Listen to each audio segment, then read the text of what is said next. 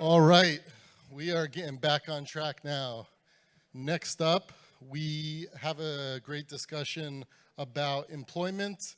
Is it dead? Web3 technologies that will fundamentally change the way we work. And with us, we have Josh Drean and Deborah Piscione, and they are with the Web3 Institute. Well, thank you. I am absolutely thrilled to speak to all 10 of you. No, it's great to be here. I know it's Friday afternoon after 3 days of a conference, but while everybody has been enjoying looking at all the AR, VR, interoperability technologies, my co-author and I and co-founder of Web3 Institute, Josh Drean, and I like to think about work. We're passionate about democratizing work. And we had a heck of an opportunity, and things were, the pendulum was starting to swing the other way during COVID, and now it seems it's right back working towards the employer having all the power. So how do we take all this extraordinary technologies that are coming our way, recognizing that there's a youthquake coming, which is a throwback to a term in the 1960s, talking about the youth who just had a tremendous effect and helping the culture shift. And now we're at this really important intersection as we think about work. So we actually think the traditional structure of work is going to be dead, and workers, or those contributors or content providers, are going to be a part of the anything economy. It's a term that Josh came up with that I'm quite just amused by, because if anything, the creator economy taught us we can make a living outside of the traditional structures of work. So Josh and I are writing a book together, tentatively titled called Employment is Dead: How Web3 Technologies Are going to Drastically Alter Our Relationship with Work.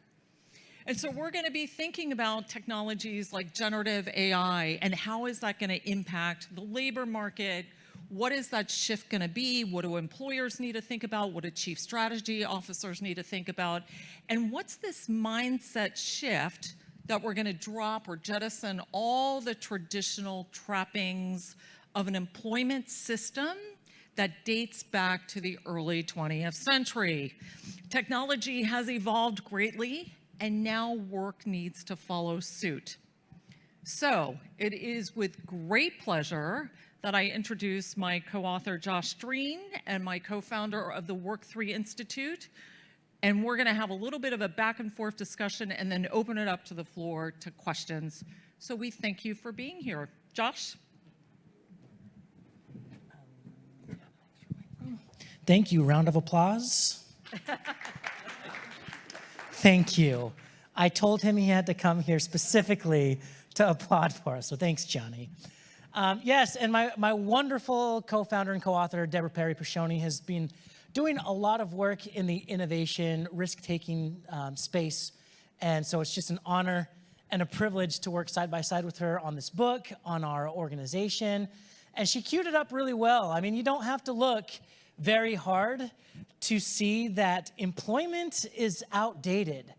Corporations are struggling right now to keep up with the ever-evolving needs of employees, and it's creating this disengagement epidemic.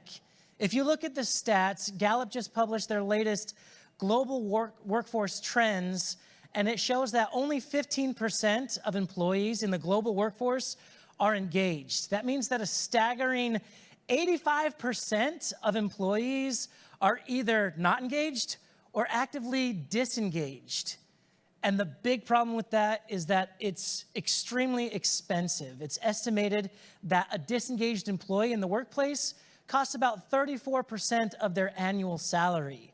If they leave their job, that costs the company 50 to 60% of their annual salary, which if you do the math, and Gallup has done this for us, that costs $7.8 trillion in lost productivity globally.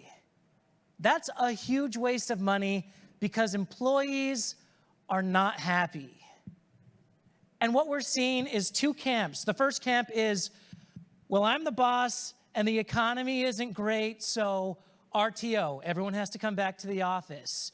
Or you have to do it my way because that's just how it is. Employees are kind of scaling back. They don't have as many options, seemingly don't have as many options, and so they stay at work and they stay disengaged. Why do you think quiet quitting is such a poignant term right now? It's because employees have nowhere to go, so they just sit down and they disengage, and that's extremely expensive. So the popular solution right now with a lot of forward-thinking HR departments is employee experience design, or let's find out what our employees are feeling, what they need, and try and give it to them. I know this sounds very simple, but it's fairly revolutionary for some organizations that are still kind of stuck in what Deborah mentioned is the Industrial Revolution, this kind of Taylorism, task-based, contractual version of work. And so employee experience design comes in where we're journey mapping, or we are building personas so that we can better understand our employees. There are plenty of employee engagement platforms out there that will do surveys, and they will listen to employees, and then you can implement that feedback, so it creates this continuous feedback loop. There's a lot of really cool and amazing HR tech out there, and actually we're evolving the term right now to work tech. It's not just HR department who's in charge of compliance.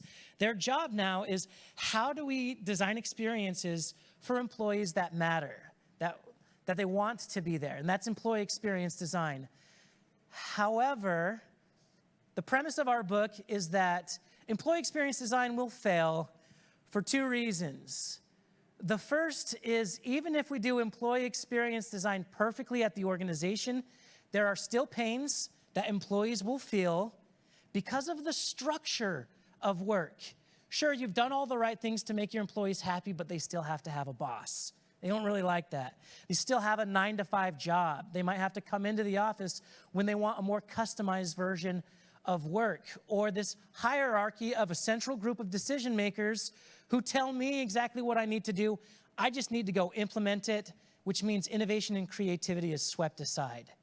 The second reason why it's not going to work is because there are emerging technologies right now, which you have seen at this conference, whether it's the metaverse, VR, XR, Web3, decentralized work. There are technologies that are emerging faster than corporations can adjust. And because of that, we will see a major shift in the power dynamics of I'm the employer, I have the power, contractually you're obligated to do exactly what I say, to I'm the employee and I just have to do what you say and don't ask questions or else someone else will take my job. There will be a moment where employees prefer these new technologies that will allow them to work how and when and where they want for about the same amount of benefits that they're having at employment. There's going to be a moment where traditional employment no longer makes sense.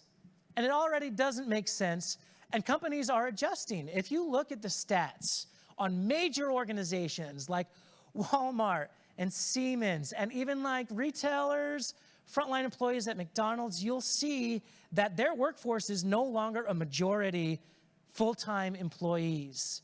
They leverage maybe part-time employees because it makes more sense. They leverage freelancers and contractors.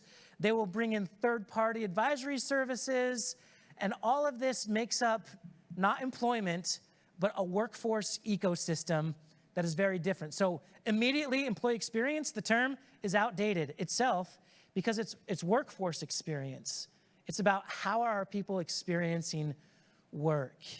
And that's really exciting, and those are some great signals right now. And that's not the end, though. We're still pushing in to some really cool territory. Let me just give you a few examples. When you go to an HR tech conference, and we just came back from Unleash HR, you'll see plenty of tools out there that are starting to build a skills taxonomy within organizations. It's essentially mapping out every single skill that your workforce has and try and mapping them to projects that they like to do because that's their skill, because that's where they want to develop into. And as you see companies start to tighten their workforce a little bit, you're seeing really cool ways of them generating new value within the organization because of the skills taxonomy. You're also seeing a talent marketplace. There are companies like Gloat and Fuel 50 who are making huge waves because they come in and they use AI and machine learning and a lot of these technologies to start to map out tiger teams. Like, let's break down these silos that we see in organizations. Let's map individuals who have like-minded passions, like-minded skills, and leverage that for the value of the organization. And while all of this is really cool, it's happening internally with organizations. It's happening on a company-to-company basis. There is nothing stopping us from saying, well, what about the global talent marketplace? What about a global taxonomy? We can leverage this power of decentralized work, of Web3, to design new ways of work that allow you to go outside of a traditional organization, start to work with, we call it a DAO, or a decentralized autonomous organization. It's very similar to a company, but now it's not. You are 100% obligated to work within an organization.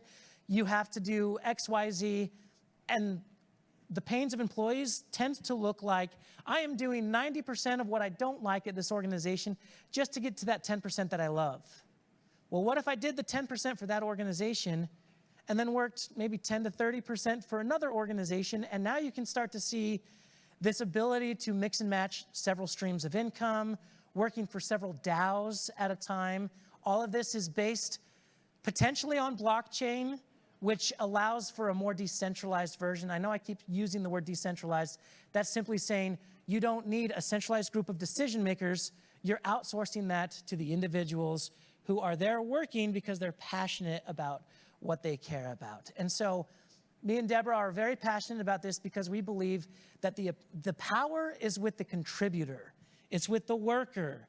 It's with the quote-unquote employee. These new decentralized systems of work will allow for greater ownership, agency, and autonomy for these workers. Ownership meaning the projects that you are a part of, you get to own most, if not all, of the value that you're generating. No longer is a job attractive because we'll give you equity that vests over 2 to 3 years, and it's just an arbitrary number. It's like, hey, you scratch my back, I'll scratch yours. You get a piece of the pie. And that is exciting because now all of a sudden, employees are shareholders in these organizations.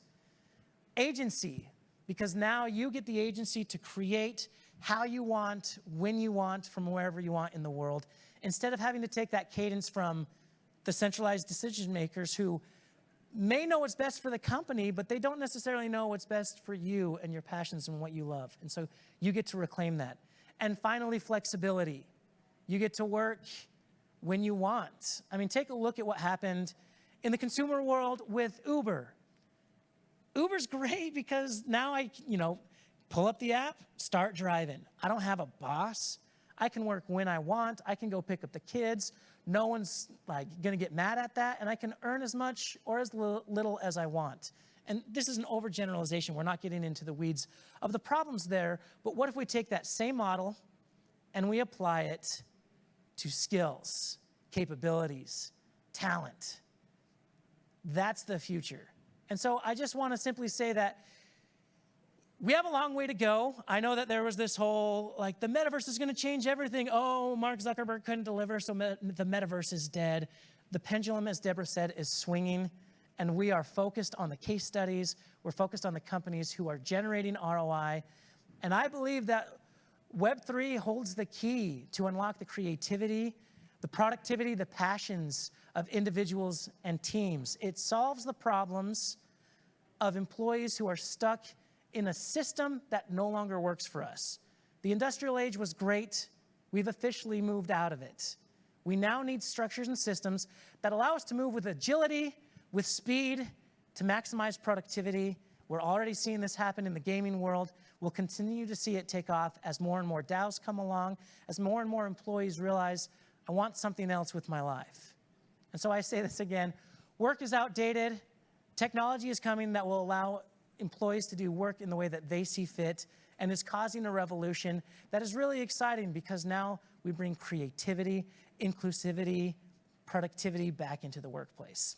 And And with that, I say thank you very much. We have 11 minutes here, so I'm going to bring Deborah back on. We're going to do a little Q&A. There's a microphone here in the middle, or it's an intimate enough audience here if you want to just shout it out. But Johnny, I saw that. Hello? Oh, it's I got a piece of tape on it. So only you would notice something like that. Do you want to sit? Let me grab some chairs here while you... No, I'm good. I'm good. Go ahead, sir. So a couple of things. One is just Ramon Reddy of WVU told me 30 years ago that the technology existed for me to live in Paris and work in Morgantown, West Virginia, but the social mores had not arrived to support that. And I think that's a lot of what we saw over the last couple of years. You know, when I was first told that I would not be permitted to waste 15 hours a week commuting into San Francisco, I first thought that's the issue is what's going to happen after that. And I realized it's not worth, there's a huge cost to my 15 hours. My employer paid part of that because he was hired, you know, he had buses to ship me in and out. As Farhad Manjoo and Paul Krugman recently pointed out, there was 60 million hours of time stolen from employees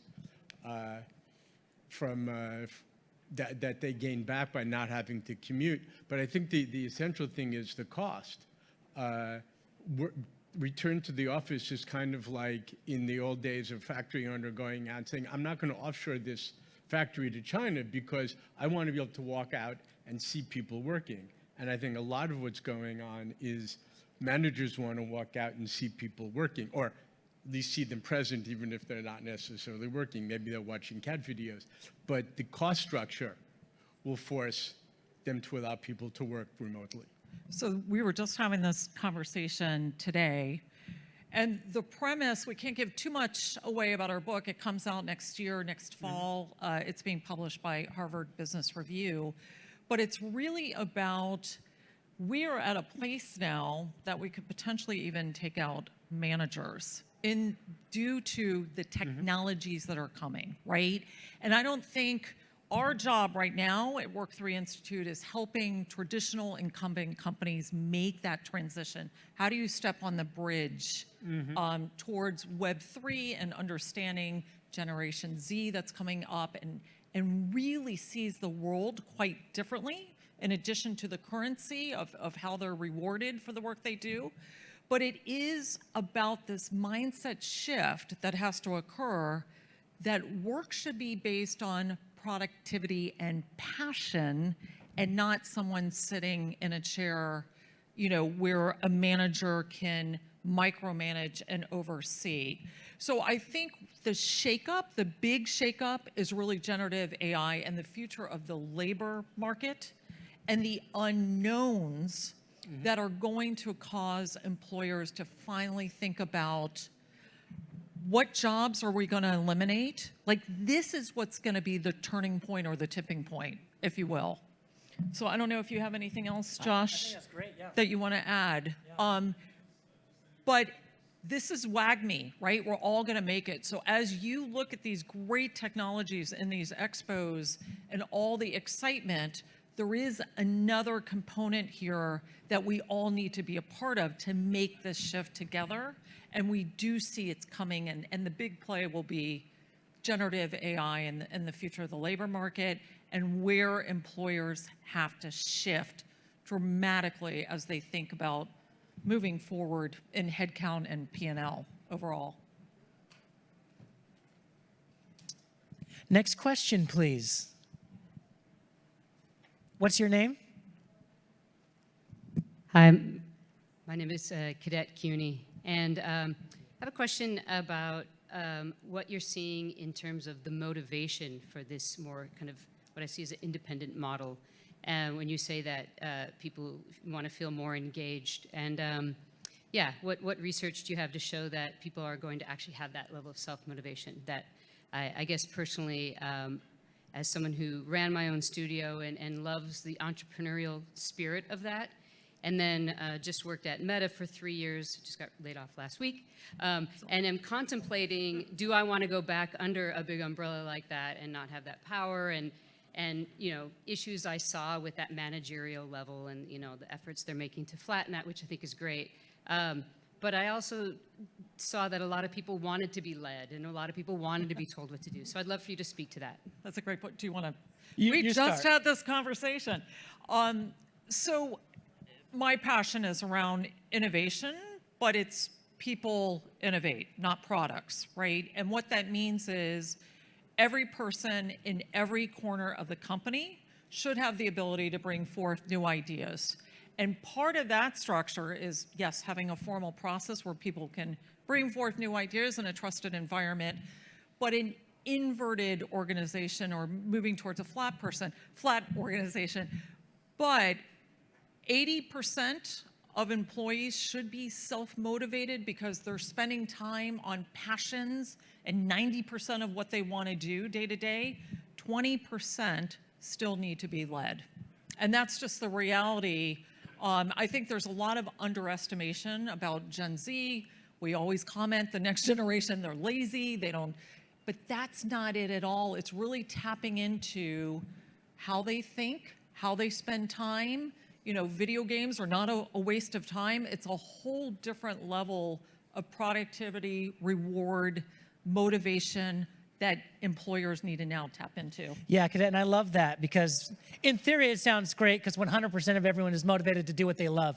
Not true. Actually, there's a lot of articles out there that will talk about how disengagement is good for certain individuals and good for certain companies because some people do just want to do their job, work-life balance, be done with it, and that's fine. What worries us is that there is so much more of the, I have passions, I have ideas, I have creativities, and they're squashed within the organization because they don't have an outlet or because of the hierarchical structure, they never get a chance to shine. And so we have the drudgery of work, jumping from job to job when you know what you love to do and you want to do more of it, but there's no vehicle for that. So such a great question. Thank you. Yeah, and I just want to follow up. I think you're the perfect example, right, of the really bright individual who came out of the big company like a Meta. You now can jump ship, raise venture capital, build out the next thing if that's what you want to do. And this is where we think traction will start to occur in this shift of how people are going to work in the future of work 3. Another question? Hi, I'm Johnny Rodriguez, Director of Innovation at Fresh Consulting. We work with a lot of businesses that are looking into this slightly, but they're a little hesitant about where work will shift and how things will shift. So love the topic. I think the question I have is, could you give any examples or case studies of organizations or companies that have started to adopt Web3 technologies or these alternative work methods that you're talking about? And what challenges have they faced and what are they doing to overcome those things? Before I give a specific example, let's look at the challenges that we're faced with, right? A DAO works because of a smart contract. And a smart contract is very difficult to write that is impervious because we're still trying to figure it out. So there's a company called Mutual Knowledge that is specifically about how do we build menu options out for a smart contract, and then DAOs can like pick and choose. So does the DAO model, a decentralized autonomous organization that sits on the blockchain, that is potentially they compensate their workers using cryptocurrency, does that work? Well, we saw like it hasn't quite yet taken off. Does that mean that the technology doesn't work? No, and we're seeing some really cool opportunities. I would say like a perfect example, and we're seeing pockets of this, but like these platforms around freelancers, like come and work on your own, you can apply for projects, you can do it your way. That's a pretty traditional way of thinking about it. It's still just a hustle to get on Upwork, to find projects, to get the reviews up, to finally start doing it the way that you love. These technologies will allow a way for us to see on, say a crypto wallet. Your crypto wallet now, it has a taxonomy of your skills. It has your credibility and your credentials. It's no longer a resume that you slide over and employers are just hoping that you're honest. And the age-old meme of first day on the job, you lied to me about your resume. And you're like, well, you lied to me about the job position. This technology will help us kind of solve some of those. And so that's what we're starting to see take off. And I think a lot of it is, as I mentioned earlier, generative AI has really ignited the fire under a lot of these corporations. Right now, we're seeing more individuals make decisions that they're not going to work in the company anymore, that there are opportunities to work with an Upwork or Fuel 50 or among others, driven by, people's personal choices and decisions. We were interviewing somebody, well, Josh was just a couple weeks ago, about an individual whose child was 3 years old and going through cancer treatment. There was no flexibility through the company, so he left and is now making even more money through Upwork. So it may take individuals that is going to help make that shift, and losing great talent, like the person in the back of the room coming out of Meta, who's going to be able to raise venture capital and build from there overall. Great question. Thank you, Johnny. We are 10 seconds away from finishing here, so we just want to say thank you so much for joining us.